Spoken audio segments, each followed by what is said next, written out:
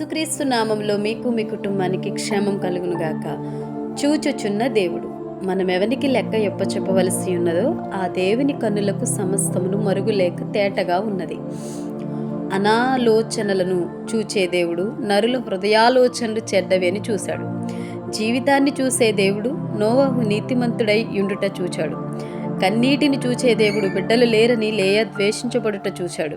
కష్టాన్ని చూచే దేవుడు యాకోబు తన మామ ఇంట్లో పడిన కష్టాన్ని చూశాడండి.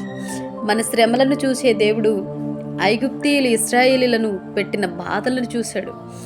మన అవిధేయతను చూసే దేవుడు ఇశ్రాయేలీల దేవునికి లోబడలేదు, వారి అవిధేయతను దేవుడు చూశాడు.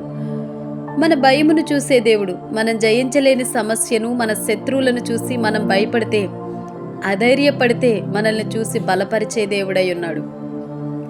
మన విశ్వాసమును చూచే దేవుడు నీ రోగమును చూసి స్వస్థపరిచే దేవుడు, మన అవిశ్వాసాన్ని చూసి బాధపడే దేవుడు, మన కళ్ళను అలసటను చూసే దేవుడు, మన అర్పణను చూసే దేవుడు, హృదయాన్ని చూసే దేవుడు, మన క్రియలను సహనమును చూసే దేవుడు.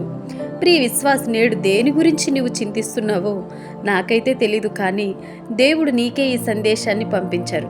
మనుషులు నిన్ను వెలివేసిన కాలమే, నీకు సహకరించకపోయినా, నీకంటూ ఎవరు లేకపోయినా నీ దేవుడు నీతో మనతో ఉన్నారు. అంతేకాకుండా చూచుచున్న మన దేవుడు ప్రతి దానికి ప్రతిఫలం ఇచ్చేవారు. మనం మర్చిపోకూడదు, నేడు నీవు శ్రమలో ఉంటే ఖచ్చితంగా నీకు సహాయం చేస్తారు. ధైర్యంగా విశ్వాసంగా ఉండు. కానీ ఒకవేళ ఇది చదువుతున్న నీవు ఏమైనా పాపంలో పడుంటే, ఇతరుల ముందు నీతిగా భక్తిగా జీవిస్తూ ఉన్నావేమో, నా గురించి ఎవరికి తెలియదులే అని సంబరపడిపోతున్నావేమో జాగ్రత్త. చూచుచున్న మన దేవుడు మన అంతరంగమును, రహస్య జీవితాన్ని సైతం చూసేవారు అని మరువకు.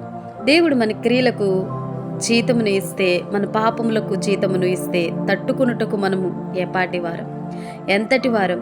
కాబట్టి దేవుడు తన వాక్యం ద్వారా మనల్ని గద్దిస్తున్నప్పుడే, శిక్షింపబడక ముందే విధేయతను చూపించి కళ్ళు తెరిచి ప్రభువును వేడుకుందాం.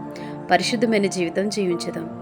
ఈ వాక్యం మిమ్మల్ని ధైర్యపరిచినట్లయితే లైక్ చేయండి, షేర్ చేయండి, సబ్స్క్రైబ్ చేయండి.